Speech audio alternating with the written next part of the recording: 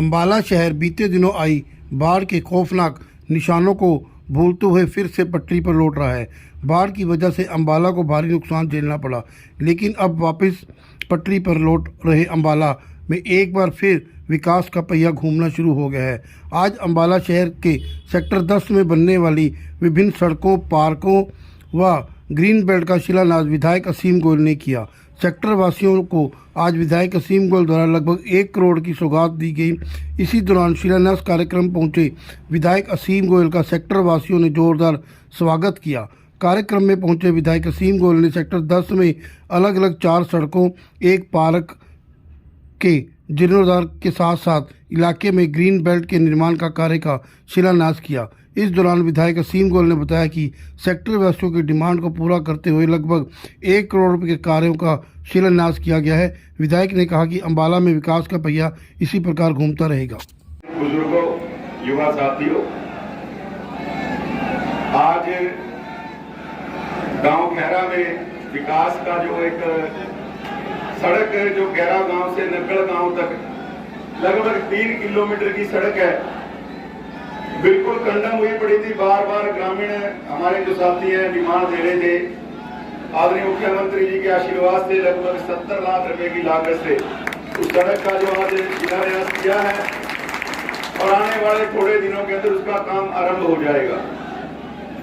आज हमारे बीच में गांव खैरा से और आसपास से हमारे कार्यकर्ता साथी यहाँ आए और आप देख रहे हैं कि दूसरी साइड में हमारे कुछ साथी कुछ बात को लेकर अपना विरोध प्रदर्शित कर रहे हैं और कह रहे हैं कि जी बाढ़ के अंदर यहाँ आप लोग आए नहीं और हम राजनीति नहीं इस पे कर रहे, उनका ये कहना है। लेकिन मैं एक बात कहना चाहता हूँ, ये स्पष्ट रूप से केवल और केवल राजनीति है।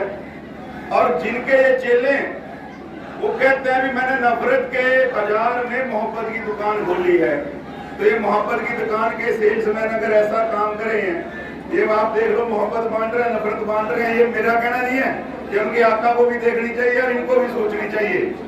दूसरी बात इन्होंने कहा जी बाढ़ में मैं आया नहीं, मैं 4 घंटे खुद जब यहाँ रास्ता नहीं था कहीं से भी, नंदियाली से केवल थाने की सड़क से आधा किलोमीटर तक आप नंदियाली की तरफ आ सकते थे, कोई साधन नहीं था। मेरे ध्यान है यहाँ सुखचंद सिंह बैठा है अभी, इसका फोन आया कि एक बच्चे की तबीयत बहुत ज्यादा खराब हो गई, आप कोई मदद करो। एक गर्भवती महिला को लेके बात आई कि भी यहाँ गर्भवती महिला, उसको निकालना, रेस्क्यू करना बहुत जरूरी है। मेरे ध्यान है मंजी साहब गुरुद्वारे के पास से बोट, क्योंकि बोट को रोहतक से आना था और फिरोजपुर से आना था, टाइम लगता। उस एक बोट को लेके मैं खुद गांव खैरा में भेजा और मेरे ध्यान है मलकीत सिंह नाम का लड़का, वाल्मीकि समाज का वो लड़का था, लेकिन बाद में पता चला भी वो हमें झूठ बोल गया, वो नंदियाली गांव का लड़का था। वो बोट को अपनी नंदियाली ले गया और हमसे कह के गया कि मैंने खैरा में जाना है और खैरा के लोगों ने, मतलब नंदियाली लोगों ने वहां कहा कि हाँ ये खैरा गांव का ही है। मैंने सुखचंद को फोन किया, इसका 5 घंटे बाद फोन आया कि यहाँ कोई बोट नहीं आई।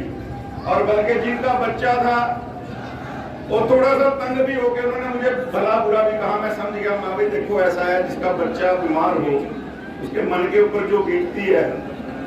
और जब उसके बाद हमारे प्रशासन की ट्रालियां यहाँ मदद के लिए राशन लेके आई, इन्हीं लोगों ने ट्रालियों को रोकने का काम भी किया कि हम नहीं घुसने देंगे। आज ये कहते हैं कि 70 दिन बाद क्यों आए, अगर मैं उसी समय आता इन्होंने तो तुरंत वीडियो डाल दी थी। मैं गाँव का आज तक 9 साल में हम कसम खा सकते हैं, ना अपने कर्म से, ना वचन से, ना हमने अपने मन से कभी भी गांव के किसी भी गांव के भाईचारे को खराब करने के लिए कभी कोशिश नहीं की। मैं तो अपने वर्कर्स को भी समझाता हूं, भाई लड़ाई नहीं करनी, थाने कचहरी की राजनीति में कुछ नहीं रखा हुआ। आज तक नग्गड़ का जो ठप हुआ मामला, जो पुराना नग्गड़ होता था, वो थाने कचहरी की राजनीति में हुआ। और मैं तो गांव का भाईचारा बनाने में विश्वास रखता हूं, तोड़ने में विश्वास रखता हूं, तो अगले दिन आ जाता। और आज भी गांव के लिए कुछ लेके आए। मैं बीच में जब आया, सरदार जय सिंह जी ने मुझे कहा कि इस सड़क के बारे में सरकार का ध्यान नहीं, मैंने उसी टाइम नोट किया और 3 महीने की लगभग बात है, आज हम सड़क का पत्थर रखने के लिए आगे 70 लाख रुपए मंजूर करा के आए। और जहां तक ये बाढ़ के सवाल की बात करते हैं जी, प्रशासन के सामान को उन्होंने वापस किया, ट्रालियों को। राजनीति अपनी जगह है, हमारा छोटा भाई है भाई, हम भी उसको शुभकामनाएं देते हैं, राजनीति करो, लेकिन राजनीति असूल की होनी चाहिए। अकेला ये समझ लेना भी गांव पूरा मेरी जेब के अंदर है। और कल क्या पैंतरा बनाया, एक भड़काने का पैंतरा कि जी हमने तो जो हमारे वाल्मीकि समाज के साथी हैं, हरिजन समाज के साथी हैं, उनके नुकसान के पूरा करने के लिए हमने मांग रखी। लेकिन वो वीडियो देखो, यहाँ उन्होंने काम नहीं लगने दिया।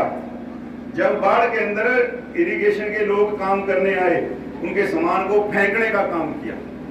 और मैं आज बड़े दावे से कह रहा हूं, क्षतिपूर्ति पोर्टल के ऊपर 990 खसरा चढ़े हैं खैरा गांव के, एक भी हमने कटने नहीं दिया, बड़ी जल्दी हुआ हो जाएगा, एक भी। आज तक अम्बाला छोटो हरियाणा के इतिहास में नहीं हुआ कि जितना खराबा लोगों ने मांगा उतने का उतना खराबा पास करके हमने ऊपर भिजवा दिया। तहसीलदार साहब यहाँ बैठे हैं, अभी बैठे थे, शायद कहीं चले गए। तहसीलदार साहब की कलम के अंदर हमने कहा जी कोई कलम नहीं चलानी, लोगों का नुकसान हुआ है, पानी आपने अपनी आंखों से देखा है, इस तरह ऊपर भेजो। और बड़ी जल्दी मैंने माननीय मुख्यमंत्री से ही बात की, जिस तरह का भी खराबा है, सारा खराबा जो है आने का बड़ी जल्दी काम होगा, क्योंकि पूरे 12 जिलों का मामला था, ये कोई एक इलाके का मामला नहीं था। कितनी भयंकर बरसात, कितनी भयंकर बाढ़ आई। और मैं एक दूसरी बात और कहना चाहता हूं, अभी साइफन को लेके दलवीर सिंह जी ने जो मांग पत्र गांव की तरफ से रखा है, या और भी मांगे हैं, हम इनको भी बिल्कुल गंभीरता से, मैं 2 दिन के अंदर ही 3 दिन के अंदर विभाग के अधिकारी यहाँ भेज दूंगा।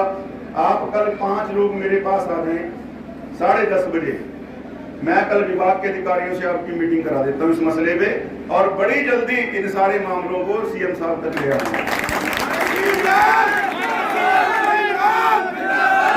देखो, गांव के अंदर राजनीति करनी चाहिए भाई, राजनीति से कोई नहीं रोकता, असूल की राजनीति होनी चाहिए। अब हमारे पालाराम की बहुत पुरानी डिमांड थी बीसी चौपालगी, वो पूरी हुई। अब राम सिंह जी खड़े हैं, दलवीर सिंह जी खड़े, इन्होंने बार बार भाई हमारी जर्नल चौपाल, हमारी जर्नल चौपाल। ठीक बात है भाई, काफी लंबा समय हो गया, लेकिन पहले दलवीर जी जब सरपंच बने थोड़ी सी हमारी राशि नहीं मिली, लेकिन अब राशि मिलेगी, कोई बात नहीं। आज मैं 40 लाख रुपए की घोषणा उस धर्मशाला के लिए करके जाता हूँ। और ये खाली घोषणा नहीं है, जय साहब, हाँ, आप आज ही इसका एस्टिमेट बनाएंगे, ये बिल्कुल ग्राउंड जीरो पे प्लेन करके बढ़िया शानदार तरीके से 40 लाख रुपए लगाओ। कोई कम ज्यादा बढ़ती होता है मुझे बाद में बता देना, लेकिन बढ़िया तरीके से धर्मशाला बनाओ कि गांव के लोग याद रखें, सालों साल बढ़िया एक कम्युनिटी सेंटर टाइप इनके ध्यान काम आए, ताकि गांव का कोई भी सुख दुख का काम शुरू हो।